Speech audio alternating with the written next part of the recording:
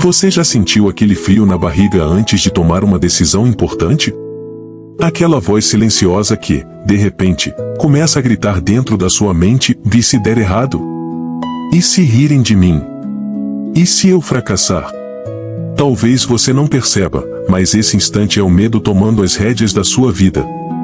E o mais intrigante é que, muitas vezes, ele age de forma tão sutil, tão invisível, que você acredita estar apenas sendo prudente. O medo é um mestre em disfarces, e hoje eu quero te conduzir a um mergulho profundo para revelar as 6 leis invisíveis que o medo impõe na sua mente, leis que, se não forem desvendadas, podem aprisionar o seu potencial sem que você sequer se dê conta. Imagine por um segundo que sua mente é como uma sala escura. Dentro dela existem portas, algumas trancadas, outras semiabertas. Cada porta leva a uma possibilidade, um novo projeto, uma relação diferente, uma mudança que você deseja há anos. Mas há algo que sempre impede você de girar a maçaneta, uma sombra silenciosa chamada medo. O que você não percebe é que o medo não apenas segura sua mão, ele escreve as regras do jogo. São leis invisíveis, mas poderosas, que condicionam seu comportamento, moldam suas escolhas e até mesmo sabotam seus sonhos. E é aqui que entra um ponto fascinante. A neurociência já mostrou que o medo não é apenas uma emoção, mas um mecanismo de sobrevivência programado no seu cérebro. Dentro da sua mente, existe uma pequena estrutura chamada amígdala cerebral, responsável por detectar ameaças. Ela funciona como um alarme interno, disparando sinais de alerta quando percebe riscos. Esse sistema foi essencial para a sobrevivência dos nossos ancestrais, que precisavam escapar de predadores ou reagir rapidamente a perigos reais. Mas no mundo moderno, esse mesmo alarme continua ativo, mesmo quando a ameaça não é física, mas simbólica, como falar em público, pedir uma promoção ou dar o primeiro passo em um sonho guardado há anos. É nesse ponto que as coisas ficam interessantes. O cérebro não distingue com clareza um perigo real de um perigo imaginário. Para ele, a possibilidade de rejeição social pode soar tão ameaçadora quanto encontrar um animal selvagem no meio da floresta. Por isso, você paralisa, procrastina ou inventa desculpas que parecem lógicas, mas que na verdade são a forma mais sofisticada do medo se disfarçar de racionalidade. Napoleão Hill, em seu clássico O Mais Esperto que o Diabo, descreveu o medo como um dos principais instrumentos de controle invisível da mente humana. Segundo ele, existem medos universais que atuam como correntes, segurando a humanidade na mediocridade, medo da pobreza, da crítica, da perda de amor, da velhice, da doença e da morte. Se você observar com atenção, vai perceber que quase todos os seus receios cotidianos se encaixam em uma dessas categorias. Hill já dizia que o medo é um hábito mental, cultivado pela repetição de pensamentos negativos e reforçado por um ambiente que alimenta a insegurança. Agora, imagine a união dessa perspectiva filosófica com a ciência moderna. A neurociência confirma que quando o medo é ativado, seu corpo libera cortisol e adrenalina, preparando-o para fugir ou lutar. Mas quando você não age, porque a ameaça é apenas psicológica, se esse mesmo processo bioquímico cria tensão, ansiedade e paralisia. É como se seu cérebro ficasse preso em um looping, incapaz de avançar. Esse é o verdadeiro poder das leis invisíveis do medo. Elas não apenas te impedem de agir, mas reprogramam sua mente para acreditar que a paralisia é a melhor escolha. Talvez você esteja se perguntando, mas como essas leis atuam de fato? É isso que vamos revelar ao longo dessa jornada. Hoje, você vai compreender as 6 leis do medo que se infiltram no seu cotidiano. Você vai reconhecer como elas moldam seus pensamentos sem permissão, e mais importante, vai aprender a quebrar essas leis, reescrevendo o código da sua mente. Antes de mergulhar nelas, eu quero que você faça um pequeno exercício mental agora mesmo. Pense em uma decisão que você adiou nos últimos meses. Pode ser algo grande, como mudar de carreira, ou algo aparentemente simples, como iniciar um novo hábito. Pergunte a si mesmo, o que me impediu de agir? Talvez você diga falta de tempo, falta de dinheiro ou não era o momento certo. Mas se cavar um pouco mais fundo, vai encontrar sempre a mesma raiz, o medo. O medo de perder, de errar, de ser rejeitado, de não ser bom o bastante. E aqui entra a primeira lei invisível do medo. O medo cria justificativas convincentes para disfarçar sua paralisia. Ele não aparece dizendo não faça isso porque eu tenho medo. Não. Ele sussurra, espere um pouco mais, você não está preparado ainda e se você fracassar, vai se arrepender, talvez amanhã seja melhor. Essa é a lei da camuflagem. O medo veste uma máscara de prudência e lógica para parecer racional, quando na verdade está apenas bloqueando seu crescimento.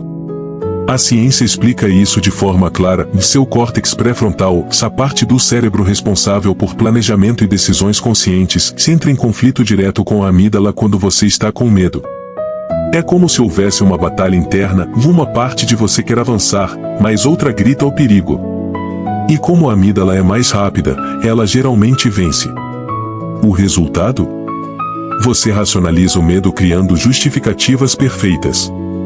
Talvez agora você esteja sorrindo por dentro, reconhecendo quantas vezes já caiu nessa armadilha. Quantas oportunidades deixou passar porque o medo se apresentou disfarçado de cautela. Quantas vezes você contou para si mesmo uma história tão bem construída que acreditou piamente que estava sendo sábio, quando na verdade estava apenas sendo paralisado. Esse é apenas o primeiro dos 6 mecanismos. Nos próximos minutos, você vai descobrir os outros 5, e eu te garanto, cada um deles vai abrir seus olhos para padrões que talvez você nunca tenha percebido.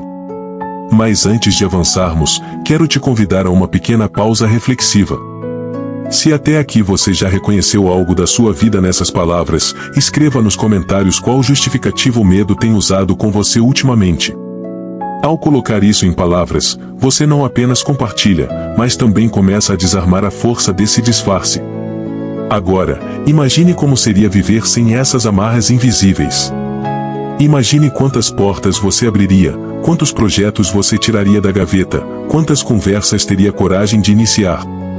Essa visão não é um sonho distante, é uma possibilidade real quando você entende e quebra as leis que o medo impõe. No próximo passo da nossa conversa, eu vou te mostrar como o medo cria laços ainda mais profundos, se instalando em áreas que você nem imagina.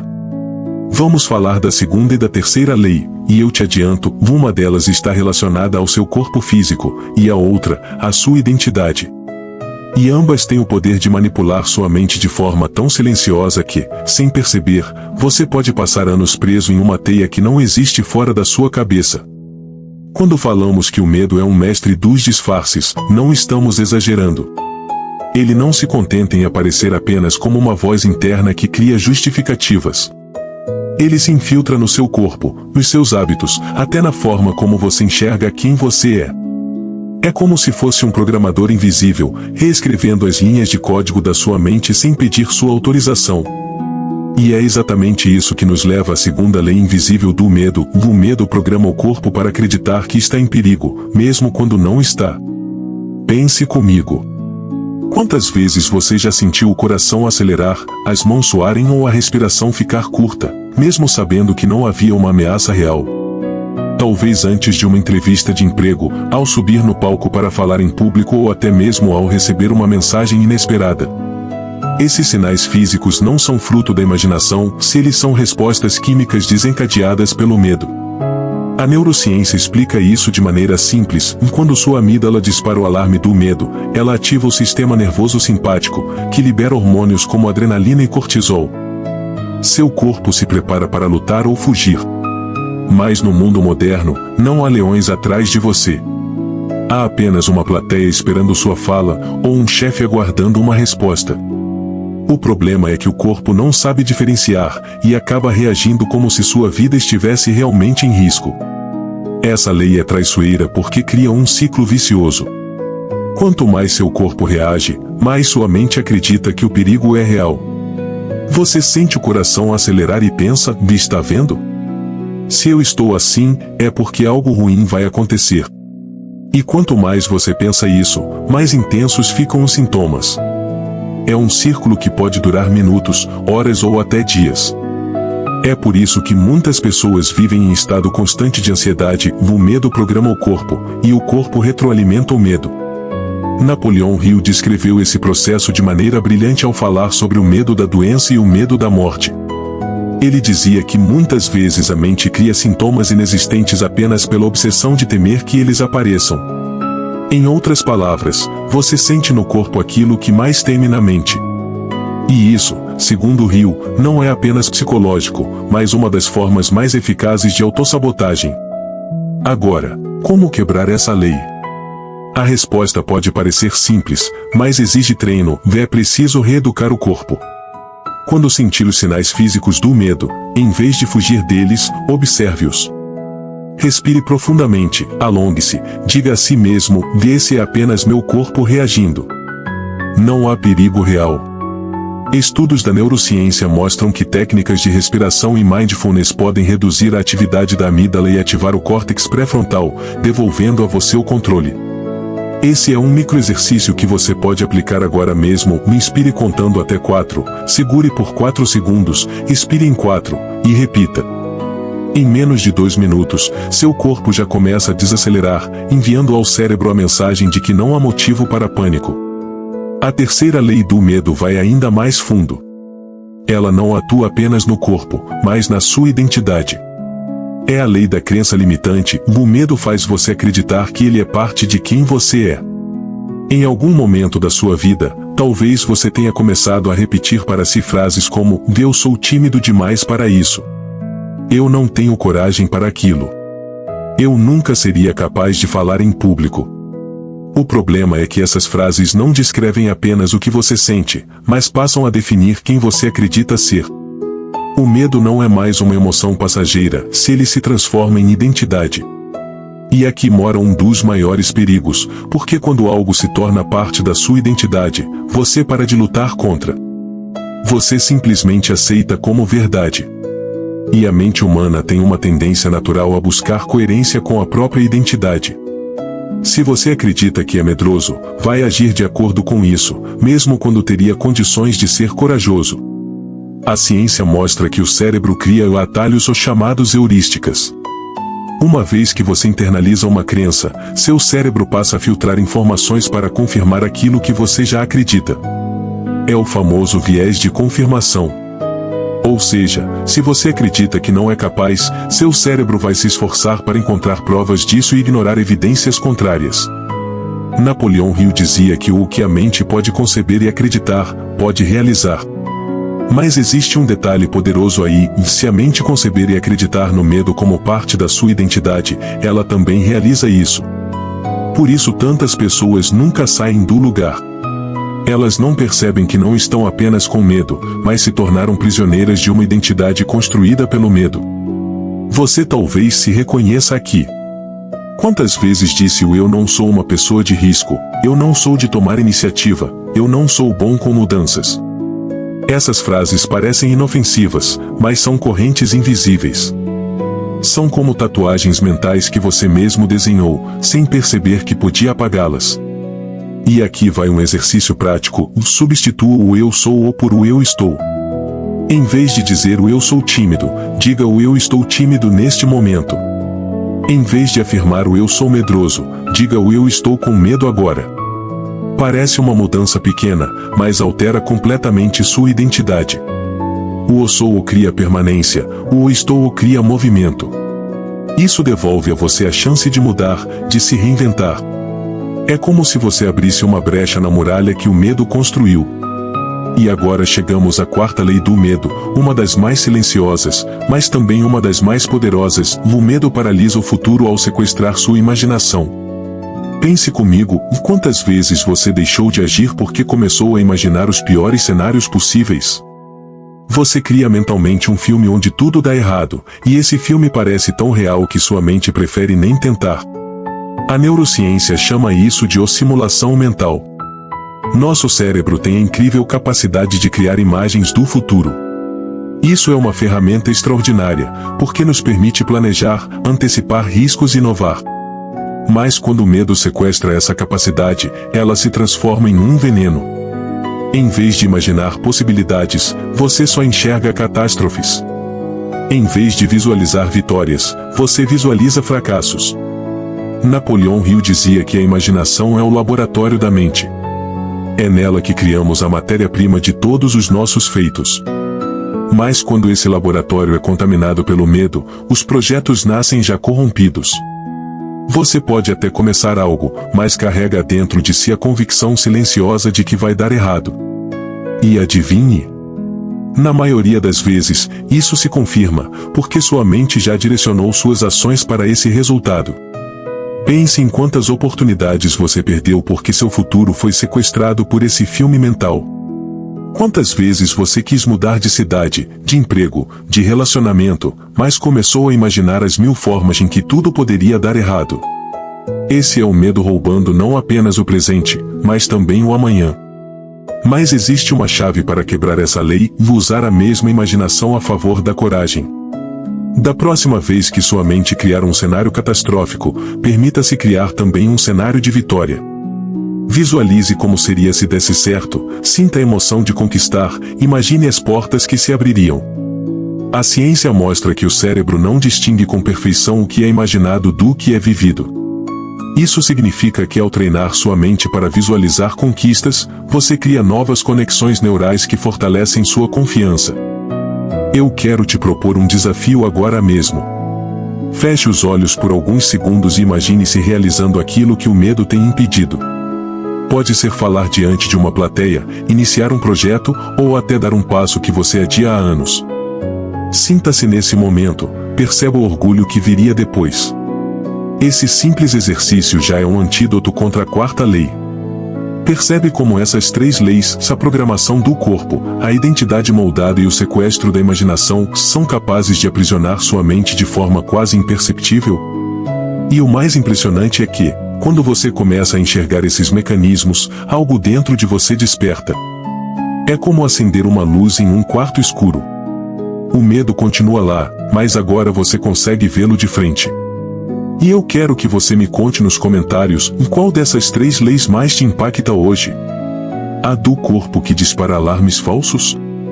A da identidade que aprisiona em rótulos? Ou a da imaginação sequestrada pelo medo? Ao compartilhar, você não apenas se conecta com sua própria verdade, mas também inspira outras pessoas a reconhecerem as delas. No próximo momento da nossa conversa, vamos explorar a 5ª e a 6ª lei, que são talvez as mais poderosas de todas. Uma delas fala sobre como o medo manipula suas relações, e a outra, sobre como ele limita sua liberdade mais profunda. Eu te garanto, e quando você entender essas últimas 2, vai perceber que muito do que você acreditava ser prudência ou destino era, na verdade, apenas mais uma prisão invisível construída pelo medo.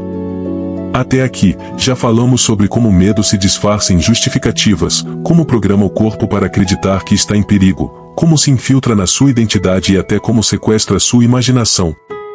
Mas ainda restam 2 leis, talvez as mais insidiosas, aquelas que se escondem não apenas dentro de você, mas no modo como você se conecta ao mundo. A 5ª lei invisível do medo é esta: o medo molda suas relações para manter você dentro da sua zona de conforto. Pense nisso por um instante. Quantas vezes você deixou de falar algo por medo da reação do outro? Quantas vezes cedeu, engoliu sua opinião ou até aceitou situações que não queria, apenas para não desagradar? Esse é o medo atuando de forma social. A neurociência mostra que nosso cérebro é profundamente programado para buscar aceitação. Desde os tempos tribais, ser rejeitado significava risco real de morte, porque ninguém sobrevivia sozinho. Esse resquício permanece em nós até hoje. A simples possibilidade de desaprovação ativa a mesma região cerebral da dor física. Em outras palavras, o medo da crítica e da rejeição dói tanto quanto um corte na pele. Napoleão Hill descreveu isso como um dos grandes medos universais, o medo da crítica. Segundo ele, esse medo é capaz de paralisar mais sonhos do que qualquer outro. Quantas pessoas vivem presas em empregos que não amam porque têm medo do que a família vai pensar se arriscar em algo diferente? Quantos deixam de empreender por medo de ouvir um "eu te avisei" ou caso algo dê errado? Esse medo se infiltra de forma tão sutil que você começa a moldar sua vida não de acordo com seus desejos, mas de acordo com as expectativas alheias. Você passa a ser dirigido pela necessidade de agradar. E quando percebe, já não sabe mais se a vida que tem é realmente sua ou apenas um reflexo do que os outros aprovaram. Mas como quebrar essa lei? A resposta começa pela consciência de que você nunca terá controle total sobre o julgamento alheio. Sempre haverá quem critique, quem duvide, quem ria. O que está sob seu controle não é o que pensam de você, mas como você decide agir apesar disso. Aqui vai um exercício prático: escolha uma pequena ação que você normalmente não faria por medo da opinião dos outros. Pode ser expressar uma ideia em uma reunião, postar algo autêntico nas redes sociais ou simplesmente dizer um ou não ou quando sente vontade de dizer o sim ou apenas para agradar. Ao fazer isso, você envia uma mensagem poderosa ao seu cérebro de eu posso ser eu, mesmo diante do olhar dos outros. E cada vez que repete, você expande sua zona de coragem. Agora, chegamos à sexta e última lei. E eu quero que você preste atenção especial aqui, porque essa talvez seja a mais profunda de todas. O medo limita sua liberdade ao aprisionar sua mente em um roteiro pré-escrito. Essa lei é a mais perigosa porque não se apresenta como medo, mas como destino. É quando você começa a acreditar que sua vida já está determinada, que não há muito o que mudar, que as coisas são como são. Esse é o medo travestido de resignação. Ele não grita, não acelera seu coração. Ele apenas sussurra: aceite, não tem outro jeito. A neurociência mostra que nosso cérebro é moldado pela plasticidade neural. Isso significa que, até o último dia de vida, temos capacidade de criar novos caminhos, aprender, mudar. Mas o medo tenta apagar essa verdade, colocando você dentro de uma prisão mental onde acredita que já não há alternativas. É como se sua mente rodasse um roteiro pré-escrito: e nasci assim, vou morrer assim, nunca vou conseguir mais do que isso. Napoleão Hill descreveu isso no Medo da Pobreza e no Medo da Velhice. São formas de aceitação passiva, em que as pessoas acreditam que já não podem mais transformar sua realidade. Mas perceba, essa não é uma lei da vida, é apenas uma lei criada pelo medo. Você talvez conheça alguém assim, ou talvez tenha se sentido assim em algum momento, resignado, aceitando uma vida muito menor do que poderia viver. Essa é a lei mais cruel, porque rouba de você aquilo que é mais precioso, a liberdade de escolha. E como quebrar essa lei? Comece reescrevendo seu roteiro. Pergunte-se: em qual crença eu aceitei como destino, mas que na verdade é apenas medo? Talvez seja: eu nunca vou ganhar dinheiro com o que amo, ou hoje já é tarde para recomeçar, ou eu não tenho capacidade para liderar. Pegue essa crença e questione: isso é um fato imutável ou apenas uma história que o medo me contou tantas vezes que eu passei a acreditar? Um exercício prático é escrever essa crença em uma folha e, logo abaixo, escrever 3 provas de que ela não é verdade absoluta. Por exemplo, se você acredita que é tarde para recomeçar, lembre-se de pessoas que começaram projetos depois dos 40, 50, 60 anos e tiveram sucesso. Se acredita que não tem capacidade, lembre-se de momentos em que superou desafios que antes pareciam impossíveis. Esse simples ato já abre uma fresta na prisão mental. E aqui, chegamos ao ponto mais importante dessa jornada: quando você reconhece essas 6 leis, começa a perceber que o medo nunca foi o inimigo. Ele sempre foi um guardião mal interpretado. O medo não está ali para te destruir, mas para te proteger. O problema é que ele não aprendeu a diferenciar perigos reais de ilusões. Cabe a você reeducar sua mente, transformar o medo em conselheiro, e não em carcereiro. Agora, imagine por um instante sua vida sem essas amarras. Imagine-se reconhecendo o medo, mas não sendo controlado por ele. Imagine as portas que se abririam, os projetos que você ousaria iniciar, as conversas que teria coragem de enfrentar. Essa visão não é um sonho distante, é uma possibilidade real.